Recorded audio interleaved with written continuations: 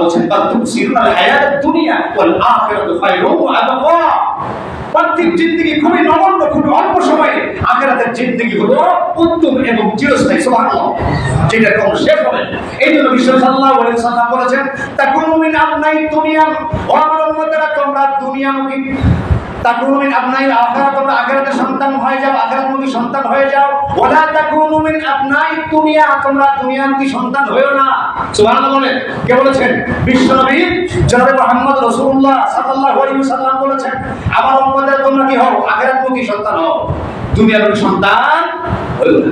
ভাই সব আল্লাহর ভয় এবং জবাবদিহিতামূলক জীবন যদি আমরা গঠন করতে পারি এবং আখিরাতের চেতনা যদি আমরা উদ্বুদ্ধ হতে পারি, তাহলে আমাদের ইহকালীন শান্তি এবং পরকালীন মুক্তির ফায়সালা রয়েছে, এতে কোনো সন্দেহ নাই। কারণ আমরা আল্লাহকে ভয় করবো, কারণ আল্লাহ আমাদের স্রষ্টা। কারণ কি? আল্লাহ আমাদের স্রষ্টা, তিনি আমাদের সৃষ্টি করেছেন এবং জবাবদিহিতামূলক আচরণ আমাদের করতে হবে, জীবন গঠন করতে হবে। কারণ এই প্রত্যেকটা আমলের, প্রত্যেকটা কাজের হিসাব আল্লাহর দরবারে দিতে হবে কিনা? কথা বলতে হবে, দিতে হবে কিনা? অবশ্যই দিতে হবে, এর কোনো সন্দেহ নাই। এই জিন্দেগিতে যে হায়াত আপনি পেয়েছেন 60, 70, 40, 50 যা পেয়েছেন, এই 60, 70, 40, 50, 80, 90 যা পেয়েছেন, যে হায়াত পেয়েছেন, এই হায়াতের ভিতরে যে কাজ আপনি জেনে করেন, ও ইচ্ছাই করেন, না ইচ্ছাই করেন, অনিচ্ছাই করেন, রাতে করেন, অন্ধকারে করেন, শুয়ে করেন, ঘুমের মধ্যে করেন, চা করেন, ঘরের ভিতরে করেন, বাইরে করেন, পানির ভিতরে করেন, আকাশের উপরে করেন, প্রত্যেকটা কর্মের খবর আমার আল্লাহ জানে কিনা? বলেন জানে কিনা? ভাই সব একটা ঘটনা করে করো। বিশ্বনবী সাল্লাল্লাহু আলাইহি ওয়াসাল্লামের সাহাবী ওমর ইবনে খাত্তাব রাদিয়াল্লাহু তাআলা জামানায় তিনি ছিলেন আমিরুল মুমিনিন, মুসলিম জাহারের খলিফা। তিনি 50 লক্ষ বর্গ মাইলের শাসনকর্তা ছিলেন। তিনি একসময় রাত্রিবেলা আমাদের শাসকের মতো নয়, প্রজাদের খবর নিচ্ছেন। সুবহানাল্লাহ বলে। রাতের বেলা প্রজাদের খবর নিচ্ছেন, দেখি আমার কোন প্রজা বা আমার এলাকার মানুষ কিভাবে রাত্রি যাপন করে অথবা কিভাবে সময় কাটে দেখি তো। ভাইরা আপনারা শুনেছেন, জেনে থাকবেন, জবাবদিহিতামূলক জীবন গঠন করে দেখবেন আল্লাহ পাকের শান্তি এবং আপনার উপরে কিভাবে নাজিল হচ্ছে, আল্লাহ পাকের রহমত আপনার উপরে কিভাবে নাজিল হচ্ছে টের পাবেন না। ভাই সব দেখ ওমর রাদিয়াল্লাহু তাআলা রাত্রিবেলা ঘর থেকে বেরিয়ে প্রজাদের খবর নেওয়ার জন্য বেরিয়ে পড়েছেন। একবারই থামতে যাচ্ছেন, দরজায় দাঁড়ালেন, দেখলেন মা বলছেন সন্তানকে, আমার মেয়ে, আমি রাত্রেবেলাকে আমি দহন করে এসেছি, দুধ ওখানে রেখেছি, তুমি ইচ্ছা মতো করে পানি মিক্স করো। সুবহানাল্লাহ বলেন। কে বলছেন বলো তো? মা বলছেন কাকে? মেয়ে। মেয়ে বলছে মা এটা কেমন কথা? খাদ্যে ভেজাল দেওয়া যাবে? কথা বলেন যাবে? যাবে না। মা বলছেন মেয়ে বেশি কথা বলো না, আমরা দরিদ্র মানুষ, আমরা অল্প আয়ের মানুষ, আমাদের যা দুধ দহন করেছি সেখানে সমপরিমাণ পানি দেই, তাহলে দুধ বেশি হবে না কম হবে? তাহলে বাজারে যদি দিয়ে 1 টাকা বেশি পাওয়া যাবে, কম পাবে? বেশি পাওয়া যাবে। মায়ের চেতনা হয় এটা। কন্যা বলে মা আপনার কথা যুক্তি ঠিক আছে, অল্প আয়ের মানুষ, দরিদ্র মানুষ, যা দুধ হয়েছে এখানে যদি পানি বেশি করি অবশ্যই বেশি হবে, টাকা পয়সা বেশি পাবো। কিন্তু মা আপনি কি জানেন ওমর রাদিয়াল্লাহু তাআলা আনহু এই রাজ্যে সনদ জারি করেছে, ফরমান জারি করেছে, আদেশ দিয়েছে খাদ্যে ভেজাল দেওয়া যাবে না। যদি এটা ধরা পড়ে তাহলে দণ্ডনীয় অপরাধ এবং শাস্তি হওয়ার সম্ভাবনা আছে না নাই? ওমর রাদিয়াল্লাহু তাআলা কোথায় দাঁড়িয়ে আছে বলুন তো? বাড়ির দরজায়।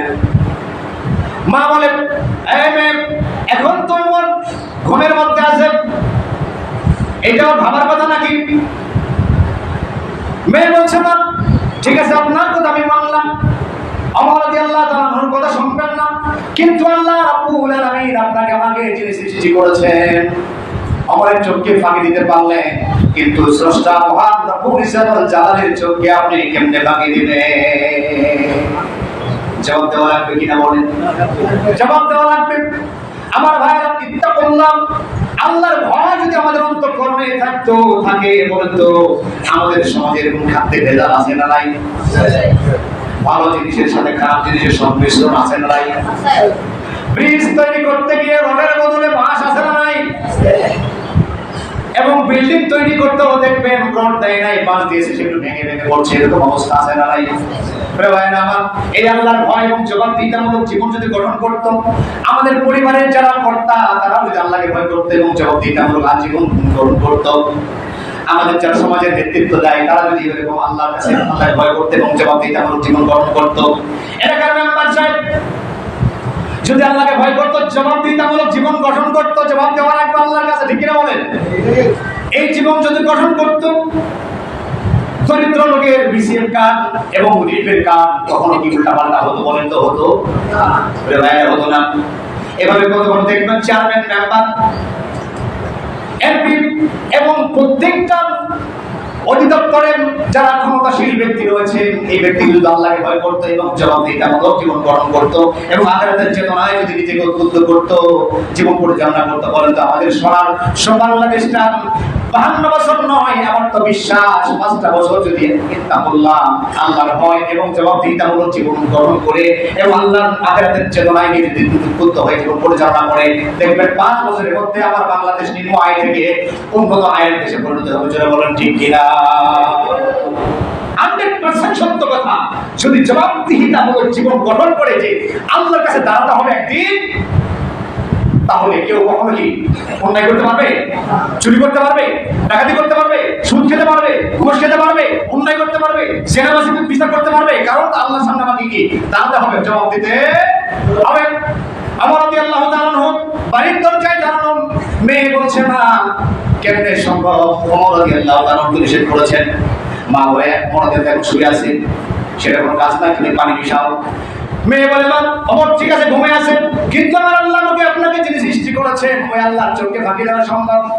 আল্লাহ সব থেকে আল্লাহ রাব্বুল আলামিন কোরআনে কারিমে বের বলেছেন, ফামাইয়ামাল মিসকালা জাররাতিন খায়রান ইয়ারা ওয়া মাইয়ামাল মিসকালা জাররাতিন শাররান ইয়ারা। সুবহানাল্লাহ। আল্লাহ তাআলা বলেন, বান্দারে শোনো, তোমরা যদি সরিষা পরিমাণ নেকের কাজ করো, আমি আল্লাহ রাব্বুল আলামিন সেটাও কিয়ামতের ময়দানে তোমাকে দেখাবো।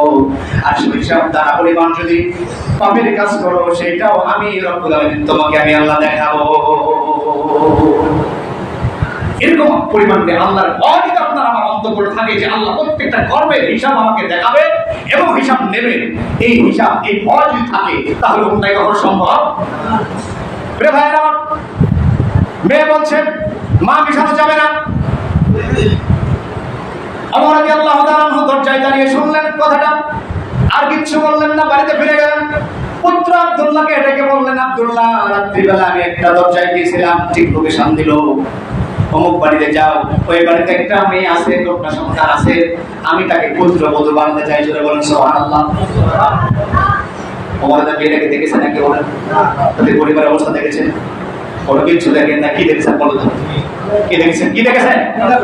ইত্তাকুল্লাহ, আল্লাহর ভয়, সুবহানাল্লাহ। এবং জবাবদিহিতামূলক জীবন, জবাবদিহিতামূলক জীবন, যে আল্লাহর সামনে দাঁড়াতে হবে, হিসাব দিতে হবে। এই যে ভয়, যে আমার আল্লাহ যা দেখছেন, আমি পানিতে কি দুধের সাথে পানি মিশ করি, তা দেখবেন কে? বলে দুনিয়ার কেউ দেখবে না, ঠিক আছে, কিন্তু দেখবেন কে? দুনিয়ার যেটা কেউ দেখে না সেটা দেখে কে? যেটা কেউ পারে না সেটা পারে কে? আল্লাহ পাক। ঠিক কিনা বলেন? এই জন্য আপনার আমার প্রত্যেকটা কর্মের ব্যাপারে আমরা সচেষ্ট হই যে আল্লাহ পাক তোমাকে দেখছে এবং দেখছেন। ঠিক কিনা বলেন? বিশ্ব সাল্লাল্লাহু আলাইহি ওয়াসাল্লাম চাচাকে এই কথাটাই বললেন, চাচাজি ওই নেতাদেরকে, আপনার নেতাদেরকে আপনি এই কথা বলেন যে তারা যেন আমার এই কথাগুলো তারা মেনে নেয়, তাহলে দুনিয়ায় শান্তি, আখিরাতে মুক্তির ফায়সালা রয়েছে। এছাড়া নাই, কারণ আল্লাহকে ভয় করতে বলেন এবং যে তারা যেন কি করে জবাবদিহিতামূলক জীবন গঠন করে এবং আখিরাতের চেতনায় উদ্বুদ্ধ হয়ে জীবন পরিচালনা করে, তাহলেই তাদের পক্ষে কেবল আখিরাতে মুক্তি পাওয়া সম্ভব।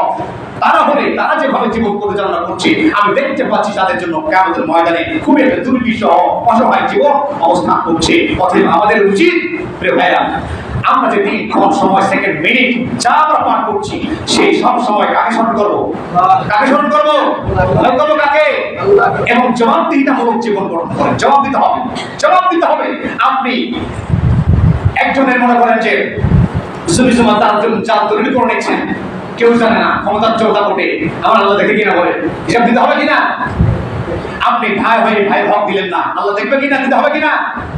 ভাই হয়ে বোনের হক দিলেন না, আল্লাহ বলে ছেড়ে দেবে। কি বলেন? আরেকজন একটু আপনি নিজের করে নিলেন, আল্লাহ ছেড়ে দেবে। এই যে জবাবদিহিতামূলক জীবন যদি আমরা গঠন করি, আমাদের সমাজ সোনার সমাজ হবে, আমার বাংলাদেশ সোনার বাংলাদেশ হবে। এতে কোনো সন্দেহ নাই। 50 বছর লাগবে না, 5টা বছর দেখেন প্রত্যেকটা যে অবস্থায় আমরা আছি, সেই অবস্থান থেকে যদি আল্লাহকে ভয় করতে পারি, ইত্তাকুল্লাহ, এবং জবাবদিহিতামূলক জীবন গঠন করতে পারি এবং আখিরাতের চেতনায়, সব চেতনা বাদ দেয়।